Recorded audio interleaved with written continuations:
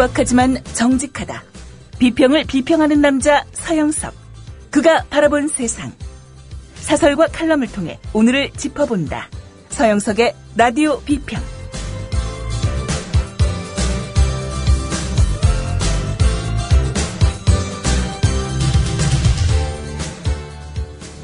청취자 여러분 안녕하십니까, 서영석입니다. 민주당 박지원 의원이 이런 이야기를 했습니다.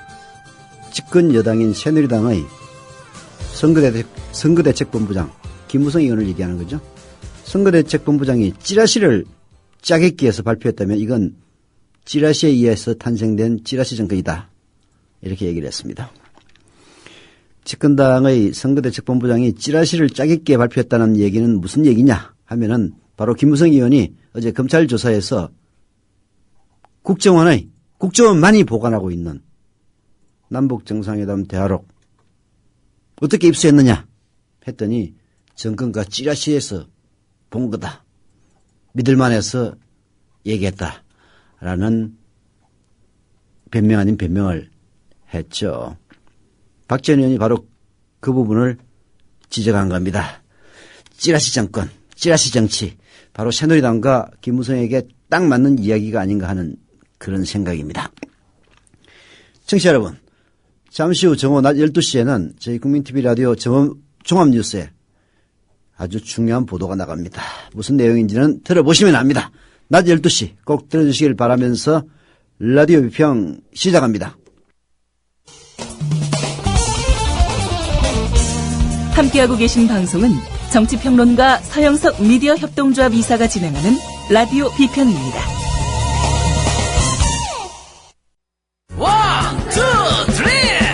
안녕하세요. 이번에 앨범을 발표한 가수 현우입니다. 정의롭고 행복한 사회를 만들고자 하는 국민TV TV 개국을 위해 재능 기부를 하려고 합니다. 재능 기부 방법은 저의 앨범을 통한 다음과 네이버 등 포탈 또는 음악을 다운받을 수 있는 음악 전문 사이트에 온라인 다운로드 관련 모든 수익을 전액 기부하려고 합니다. 작고 미비할지 모르나 국민TV TV 개국에 도움이 되었으면 합니다.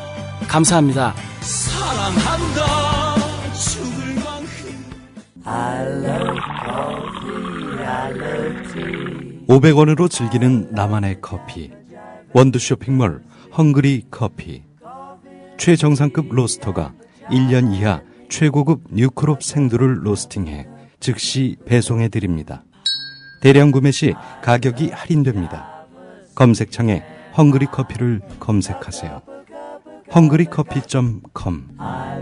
헝그리 커피에서 원두를 구매하시는 분들께는 차량용 국민TV 스티커 2매를 함께 보내드린다. 네. 보건복지부 장관 후보자죠. 담뱃값 올릴 수 있으면 올리겠다고 얘기를 했습니다. 담배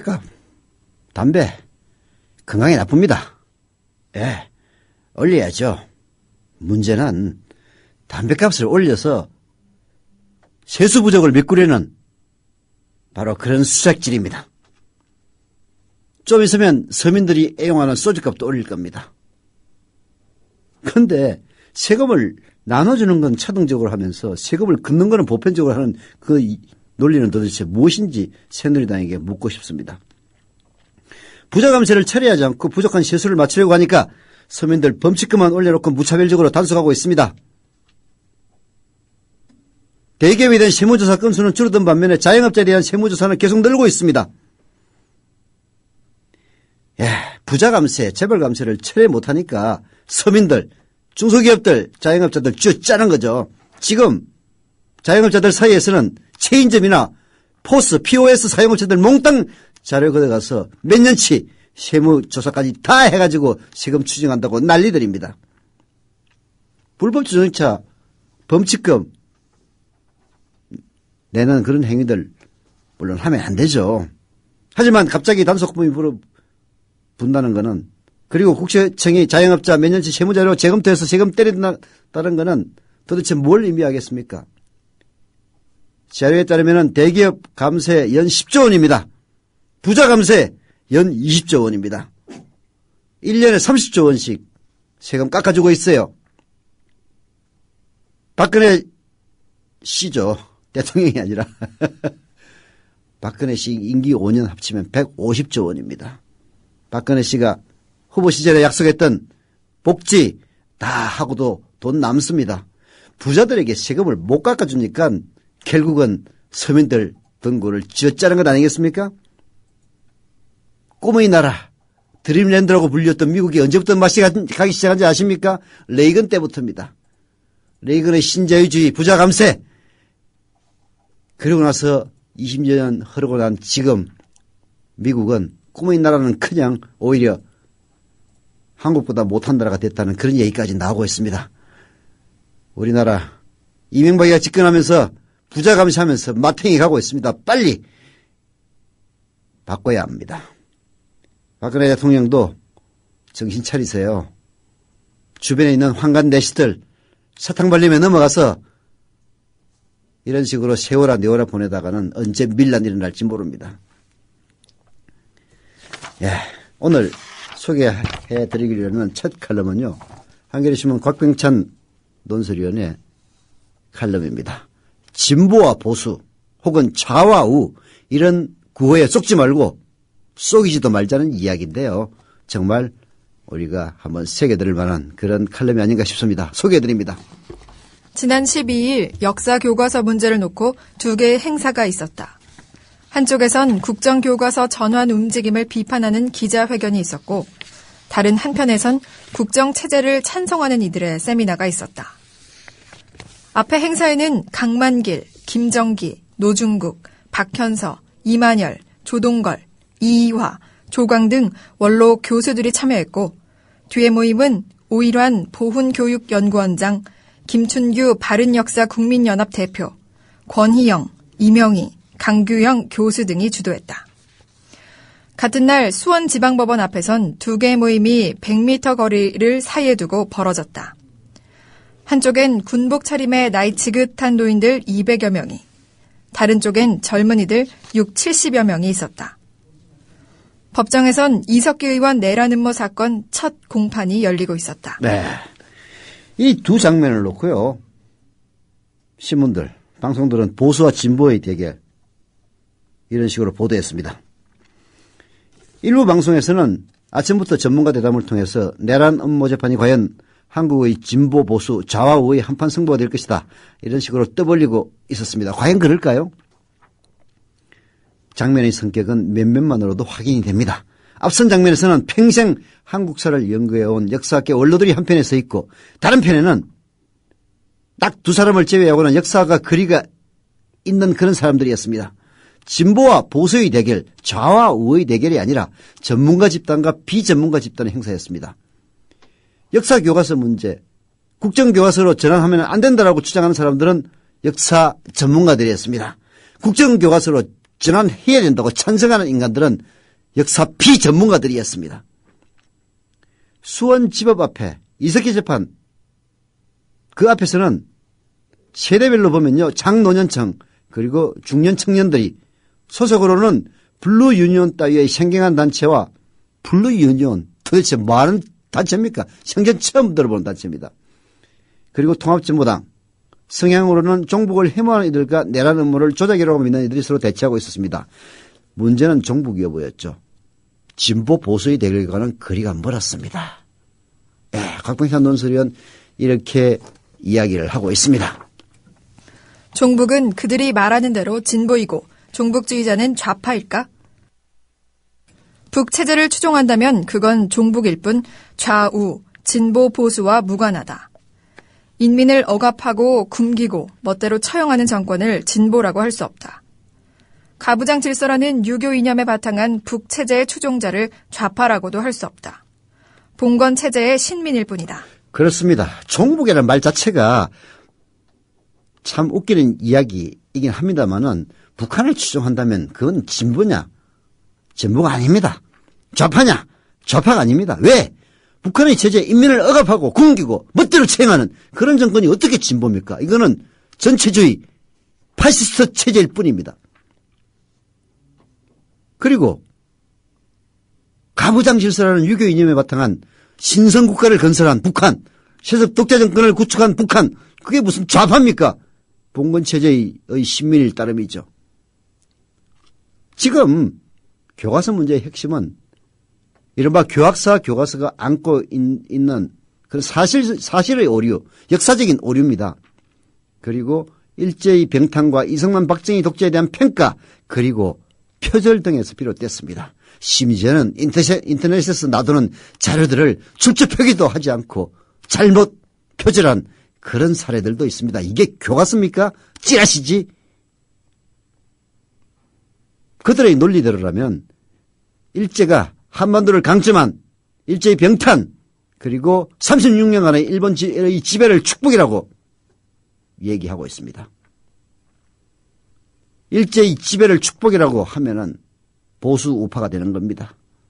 그리고 자주 독립을 위한 항쟁에 주목하면 진보 좌파가 되는 겁니다. 자유와 민주주의를 파괴한 행위에 눈을 감으면 보수 우파이고요. 이런 사람들에게 비판적이면 진보 좌파가 되는 겁니다. 바로 교학사 교과서를 옹호하는 사람들의 논리를 그대로 들이대도 그런 겁니다. 그렇다면 대한민국에서 보수 우파를 놈 아무도 없어요. 일본의 지배를 축복이라고 믿는 인간들이 보수 우파라면 길 가는 사람을 자꾸 물어보십시오. 당신 일본의 지배를 축복이라고 생각해? 그러면 보수 우파야 하면 나 보수 우파 안 한다고 얘기할 겁니다. 자유와 민주주의를 파괴한 행위에 대해서 눈을 감고 있으면 보수 우파다? 누가 그런 보수 우파를 하겠습니까? 우파의 이념적 지주, 민족과 자주입니다. 그런데 이 대한민국에서는요, 민족과 자주를 앞세우면 좌파가 됩니다. 그리고 정말 정상적인 우파라면 터부시해야 되는 매판, 나라를 팔아먹고 외세 의존, 미국 형님이 없으면 북한하고 1대1로 붙어도 찐다는 이따위 망발을 늘어놓는 똥별들, 이게 외세 의존 아닙니까? 이런데 적극적이면 보수가 되는 이런 희한한 기준이 어디 있습니까? 이런 기준에 따르면요, 이런 그야말로 자칭 대한민국의 보수 우파의 기준에 따르면 구한말 최익현 선생은 좌파이고 매천 황행 선생도 진보주의자가 되는 겁니다. 그러다 보니까 이들은 골수 민족주의자, 민족주의자는 우파예요. 골수 민족주의자인 김구 선생을 배척합니다. 김구 선생이 이끌던 임시정부도 따돌립니다. 국민이 가장 존경하는 김구 선생의 초상을 10만원짜리, 5만원짜리 지폐, 10만원짜리 지폐 못 만드는 이유가 10만원짜리 지폐를 만들면 거기에 김구 선생의 초상을 넣게 돼 있는데 그걸 지금 이 매판 자칭 우파들이 반대하고 있기 때문에 그렇습니다. 김구 선생의 초상을 지폐의 초상으로 넣는 걸 한사코 반대하고 이런 민족주의자들을 잊었듯이 잡아 일본 제국주의에 넘긴 백선엽 같은 인간을 우상화하고 있습니다. 대한민국 군인들 쪽팔리지 않습니까? 이런 인간들에게 진보 보수 좌와 우의 기준은 다름이 아니라 일본이나 미국 같은 외세에 무조건 복종하고 의존하든가 일본의 지배를 축복이라고 그렇게 억지를 부리든가 아니면 이승만이나 박정희 같은 독재자를 좋아하느냐, 이것이 바로 진보와 보수 좌와 우를 가르는 기준이 되고 있을 뿐입니다. 이게 무슨 진보 보수 좌우의 기준이 됩니까? 그야말로 나라를 팔아먹는 놈과 나라 팔아먹는 놈들을 반대하는 두 부류일 뿐이죠. 독재자는 히틀러, 무솔리니, 스탈린, 아사드처럼 독재자일 뿐 그 이상도 이하도 아니다. 미국의 시사주간지 타임이 2011년 말 세계의 독재자 15명을 선정했다. 카다피, 후세인 무바라크, 폴포트, 이디아민, 모부투, 바티스타, 뒤발리에, 마르코스, 살라자르, 스트로에스네르, 밀로셰비치, 차우셰스쿠 등 세계의 어느 보수 정당도 이들을 보수 우파라고 생각하지 않는다. 그렇습니다. 세계의 독재자 15명, 미국 시사주간지 타임이 선정한 가다피, 무바라크 이집트 대통령이었죠. 쫓겨났습니다. 폴포트, 그야말로 킬링필드의 주인공 아닙니까?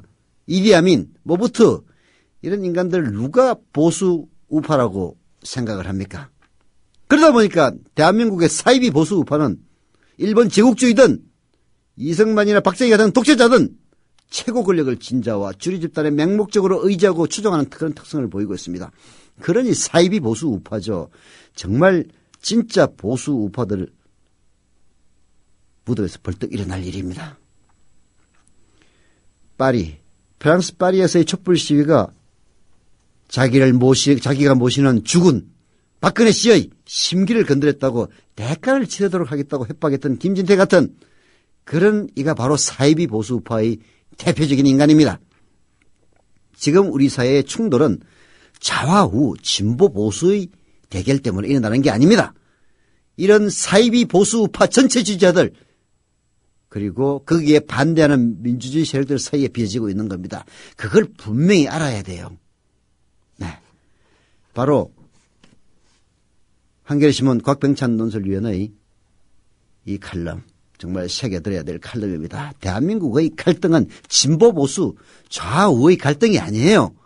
그야말로 독재와 일본 지배를 칭찬하고 그리고 전체주의를 숭상하는 어찌 보면 김일성이나 김정은이 비슷한 이런 인간들이 자칭 우파를 첨칭하고 있고 자기들에게 반대하는 사람은 무조건 진보니 그리고 좌파니 이런 식으로 매도하는 그야말로 어이없는 일이 벌어지고 있는 겁니다. 네. 노래 하나 듣고 오겠습니다. 최근 들어서 조합원 가입이 많이 늘고 있습니다. 물론 노정면 전 YTN 돌발 영상 PD 겸 기자의 국민TV 가세, 국민TV를 위한 TF팀 태스크포스팀 단장으로 영입이 됐습니다. 그리고 한겨레신문 일면 5당 광고로 저희들의 청사진을 조금씩 선보였습니다. 그 효과로 많은 사람들이 조합원 가입을 하고 있는데요.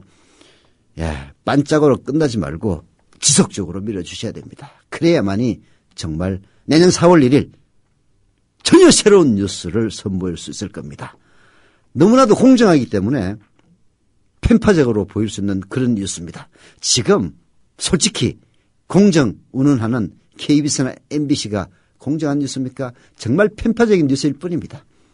거기에 비해서 공정한 뉴스가 되면은 아마 MBC나 KBS 그리고 새누리당은 자기들에게 불리하니까 편파적이라고 마구마구 씹을지도 모릅니다. 여러분들의 도움 이외에는 저희들이 버틸 힘 아무것도 없습니다. 많은 조합원 가입 부탁을 드리고요. 글루에 쏘기지 마 듣고 오겠습니다.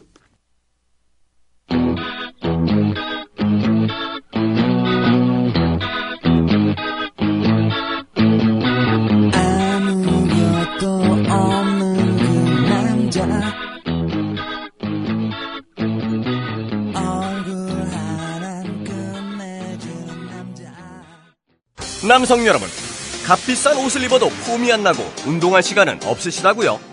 늘어진 뱃살과 튀어나온 가슴살 때문에 고민이십니까?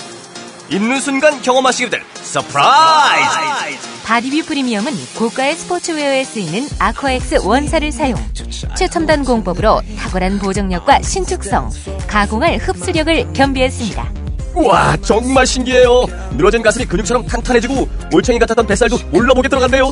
바디뷰 대단합니다. 입는 순간 몸짱이 되는 남자 보정 속옷 바디뷰. 포털 검색창에 바디뷰를 검색해보세요. 구매하실 때 배송 메시지에 국민TV라고 적어주시면 고가의 사은품을 드립니다.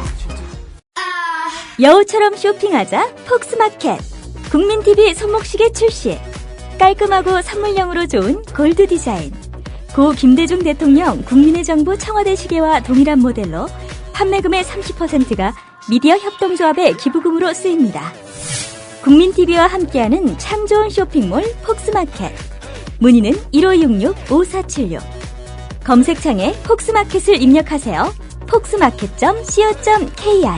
네, 이상님 11월 정자 완료하셨다네요. 감사드립니다. 그리고 근혜끈자님은 10월 30일 조합원 가입과 출자금 입금 완료하고 인사드린다고 하네요. 감사드립니다. 그리고 충남 공주시 신관동에 닭깎지 마세요. 닭깎지 마세요? 닭깎기 마사오하고 비슷하네요. 닭깎지 마세요님. 조합원 가입 감사드립니다. 울산 중구 태화동에 국민힘님 역시 조합원 가입 감사드립니다.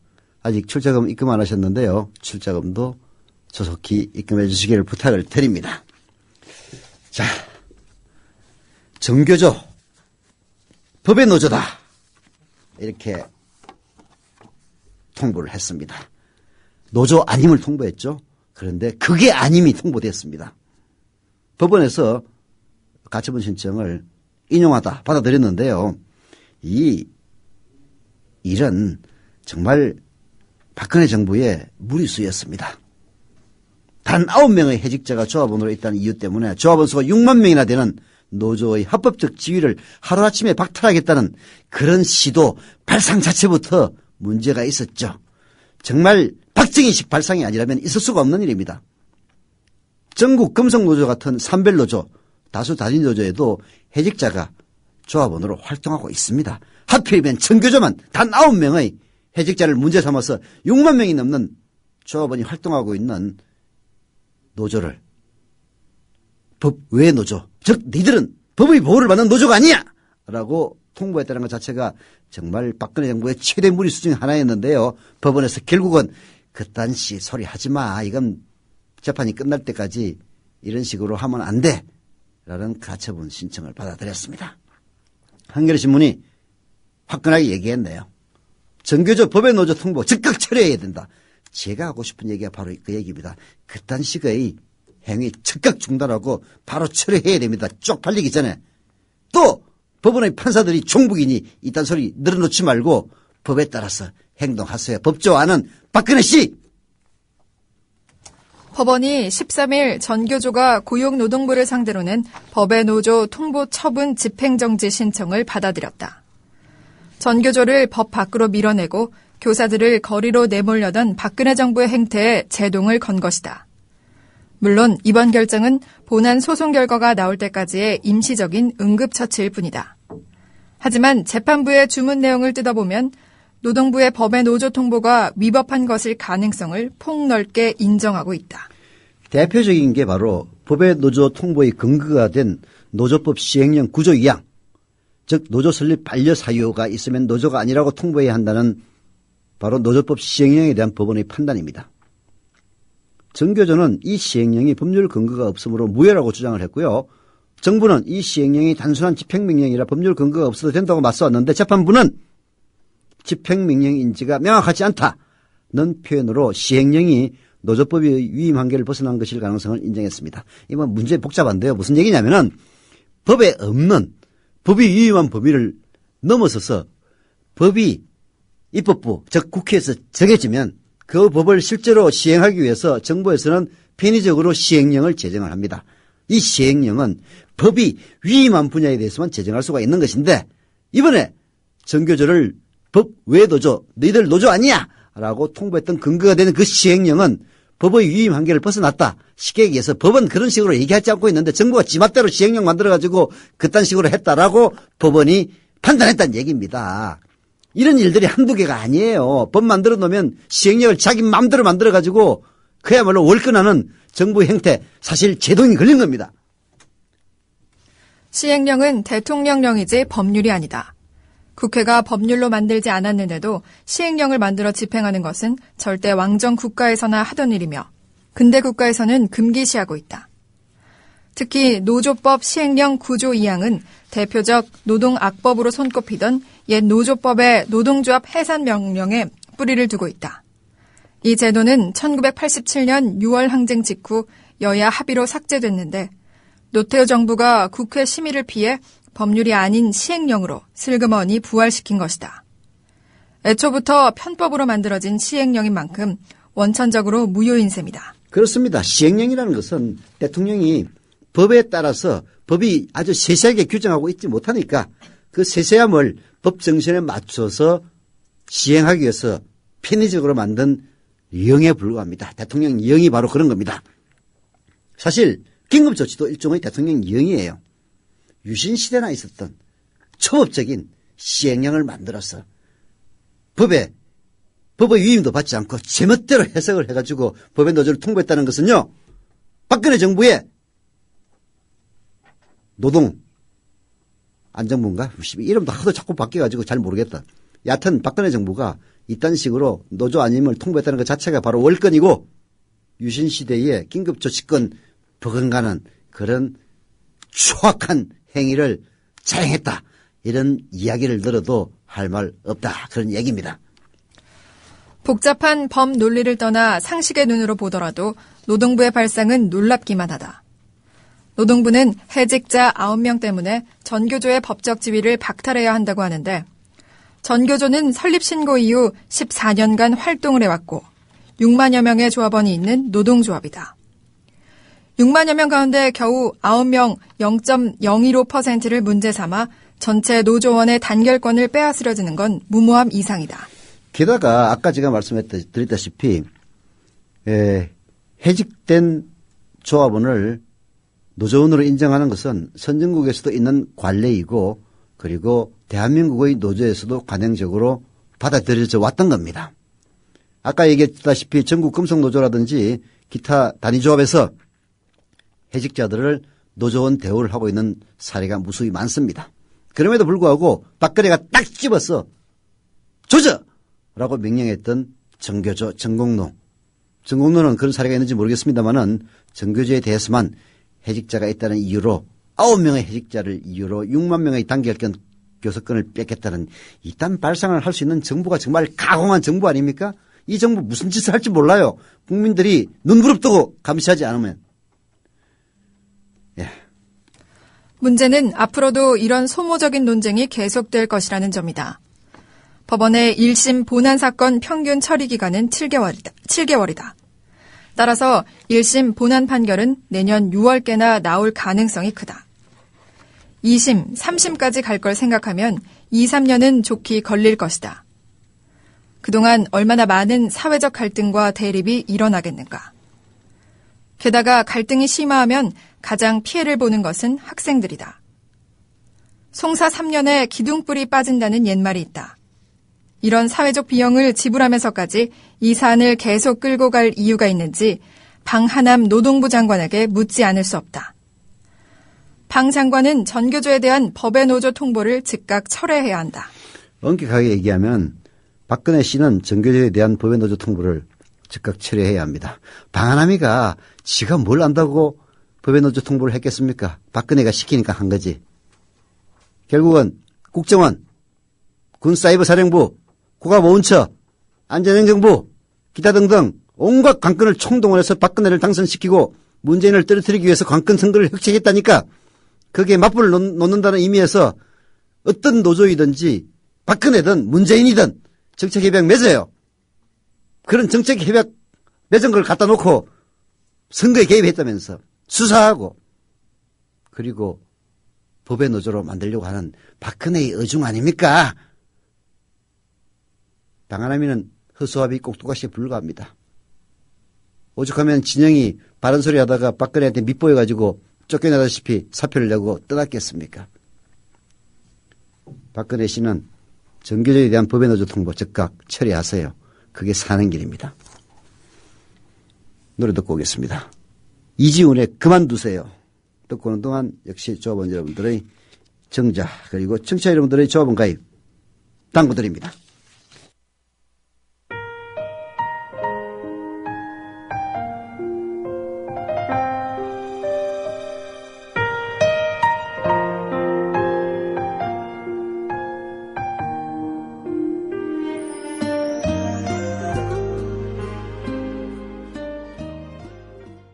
네, 아까 조합원으로 가입했던 충남 공주시의 딱깍지 마세요님이 게시판에 글을 올렸습니다. 오늘에서야 조합원 가입하게 되었네요. 국민의 귀가 되어 올바른 정보 전달 감사드립니다. 이제 귀뿐만이 아니라 눈으로도 보여주는 국민TV가 되기를 믿습니다. 국민TV 화이팅! 이라고 하셨는데요. 감사합니다. 그렇게 될 겁니다. 그리고 라이언맘님은 회사 다녀서 오랜만에 생방으로 들으니 너무 좋네요. 너무 살기 힘든 대한민국 현실. 정자 완료. 매달 2자씩 정자할게요. 라고 해 주셨는데요. 역시 감사드립니다. 그리고요. 경기 고양시 덕양구 행신 이동의 KE7377님 조합원과 감사드립니다. 전남 목포시 연산동 주공아파트의 인도르님 조합원과 감사드립니다. 서울 강남구 대치동 하하부친님 역시 조합원과 감사드리고요.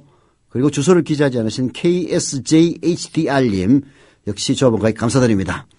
인도르님은 조합원과 함께 출자금까지 납부 완료하셨는데요. 나머지 분들 출자금 납부도 빨리 해주시기를 당부드립니다. 광고하겠습니다. 저 서영석 그리고 노정면 단장 지금 단식 중입니다. 김용민 국장 점심 빼놓고는 단식하고 있습니다. 건강을 위해서입니다. 유니웰 오해숙 생활단식의 도움을 받고 있는데요. 다이어트해도 좋지만 몸과 마음이 건강해지는 데는 아주 좋은 효과가 있다고 합니다. 오해숙 생활단식에서는 국민TV 조합원 여러분들을 특별한 조건으로 모신다고 하는데요. 지금 신청하시면 오해숙 생활단식 유니웰이 참여자 모두에게 미디어협동조합 출자금 1자를 제공하거나 또는 정자 혹은 자녀에게 일자를 드린다고 합니다. 국민TV 로고가 있는 700ml짜리 보온병도 선물로 드린다고 하는데요.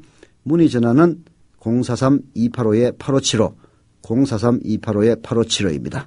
생활단식 건강을 위해서 꼭 참여해 보시길 바라고요. 그러나 선생님의 지도를 꼭 따라야 됩니다. 단식 잘못하면 큰일 납니다. 반드시 선생님 혹은 지도자의 지도에 따라서 차분히 해주시기를 부탁을 드립니다. 또 있습니다. 미래협동조합과 업무 제의를 매는 업체 우리라이프 상조 광고입니다. 언제 닥칠지 모르는 가족과 이별에 대비해서 상조 서비스가 바쁜 현대인들에게는 보험과 같이 꼭 필요한 것이 되었는데요. 국민TV와 제휴를 맺은 상조 서비스 업체 우리라이프 상조 소개해드립니다. 우리라이프 상조에 가입하시면 납입금의 10%를 매달 국민TV에 후원한다고 합니다. 1600-3267, 1600-3267 우리라이프 상조.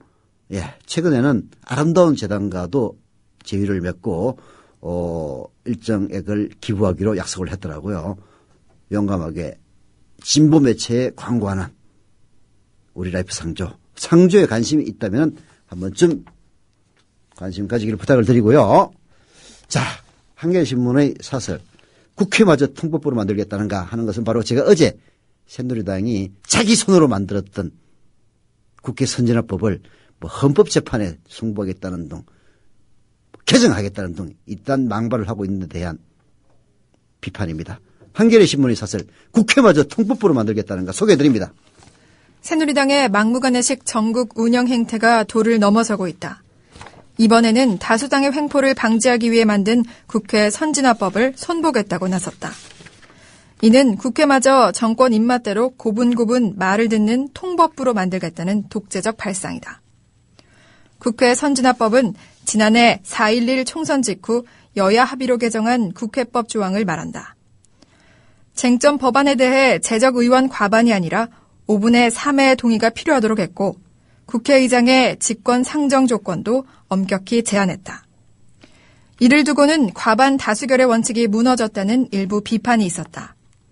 하지만 집권당이 전가의 보도처럼 활용해온 날치기와 이에 따른 국회 폭력을 없애고 대화와 타협의 정치를 정착시키자는 취지로 모처럼 여야가 합의로 법을 개정했다. 당시 새누리당 비상대책위원장이던 박근혜 씨도 찬성을 하고 그리고 친박 의원들도 벌떼처럼 일어나서 찬성을 했던 그리고 그것을 주도했던 사람이 바로 지금 새누리당 대표인 황우여 당시 원내대표였습니다.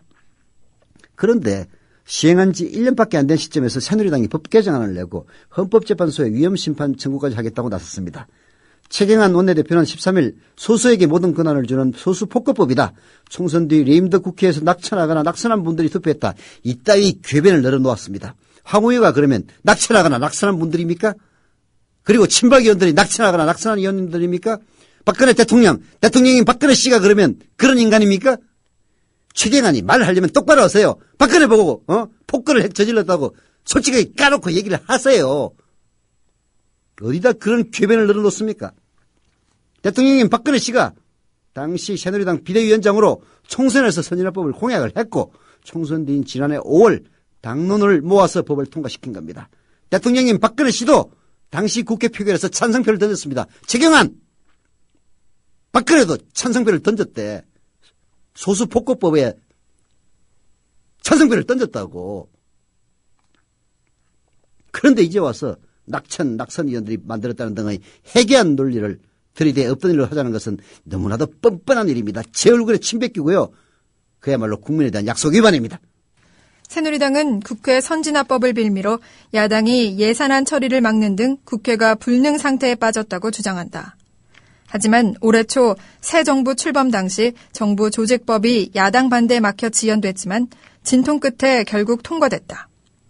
선진화법은 야당으로 하여금 무턱대고 반대만 하면서 법안 처리를 가로막는 일도 쉽지 않도록 유형 무형의 압력이 되고 있다.